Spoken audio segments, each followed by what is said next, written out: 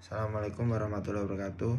Di sini saya Kiraman Faisal akan menjelaskan 5 tahapan dan fungsi manajemen faktur.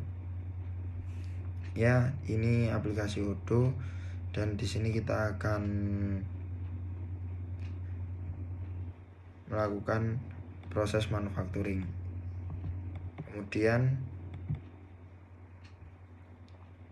setelah kita arahkan kursor pada manufacturing, maka akan muncul layar seperti ini.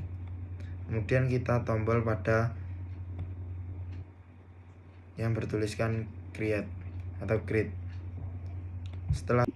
Di sini setelah create kita menuliskan nama makanan, yaitu misal saya ambil contoh nasi padang dengan harganya 10.000. Ini salah tulis ya, mohon maaf, nasi padang. Nah, kemudian setelah gambar atau layar berikut, maka nanti akan muncul seperti ini. Ada beberapa item. Nah, setelah berikutnya akan kita arahkan kursor pada yang bertuliskan bills of material. Kemudian akan muncul layar seperti berikut. Maka kita akan tuliskan di sini, yaitu produknya tadi kan nasi padang. Maka harganya berapa? Kita tuliskan di sini. Komponennya apa saja yang berada pada nasi padang tersebut. Nah, kemudian setelah itu kita kembali lagi ke aplikasi dan kita arahkan kursor pada icon yang bertuliskan purchase. Mohon maaf, purchase. Nah, kemudian akan muncul layar seperti berikut.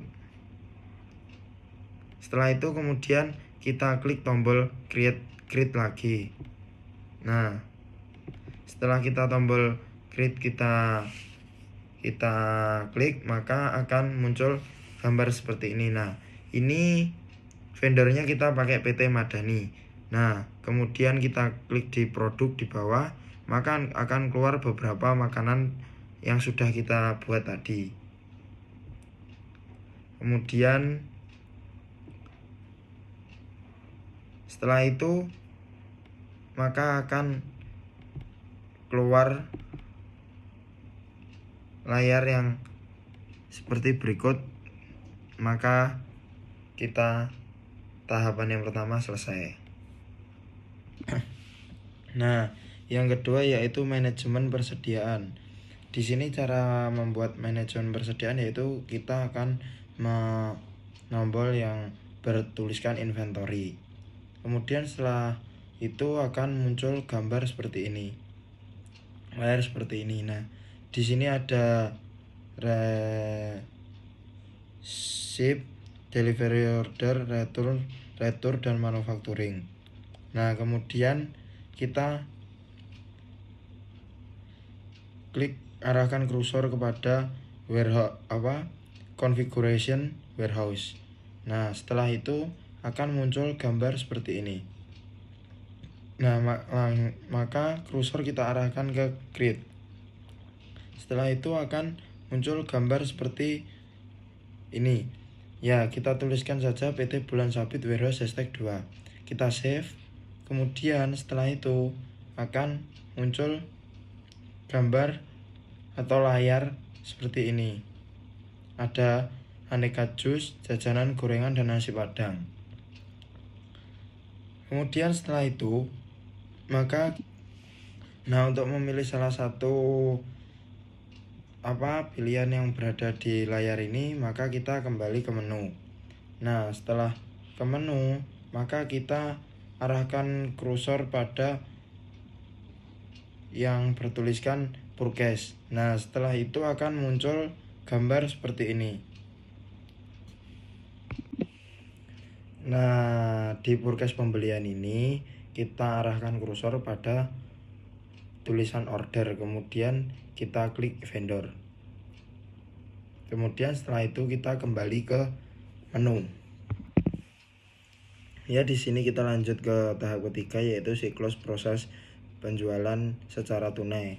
Nah, di layar ini kita langsung arahkan kursor kepada sales, kemudian akan muncul layar seperti ini. Nah, kemudian di layar ini kita arahkan kursor pada order, lalu customer untuk membuat customer pembeli. Nah, di situ kita akan menuliskan nama pembeli. Kemudian akan muncul tulisan seperti ini, semisal Faisal. Nah, kemudian kita klik tombol order lalu order. Nah, di sini akan muncul nama Faisal tadi. Kemudian di tahap selanjutnya kita akan membuat. Nah, setelah itu kita akan membuat nama pembeli, yaitu Budi. Ambil saja Budi. Nah, kemudian setelah itu maka kita pilih di produk aneka jus. Semisal kita ambil aneka jus dengan harga 10.000. Di aneka jus maka nanti akan keluar harga 10.000, kemudian lalu send by email. Setelah itu maka akan muncul seperti ini. Nah, kemudian kita klik di create invoice. Setelah itu akan muncul create invoice, regular invoice. Maka kita pilih regular invoice saja, lalu create and view invoice. Untuk langkah berikutnya yaitu akan muncul seperti ini untuk pengambilan fakturnya atau nota. Nah, setelah itu maka akan muncul hal yang sama yang akan dikirimkan untuk pembayaran. Nah, pembayaran ini, register payment ini melalui bank atau beberapa. Baik, di sini saya akan melanjutkan tahapan keempat, yaitu perhitungan dari langkah pertama hingga langkah terakhir. Ya, di sini saya menggunakan aplikasi Excel biasa karena ini lingkupnya kecil.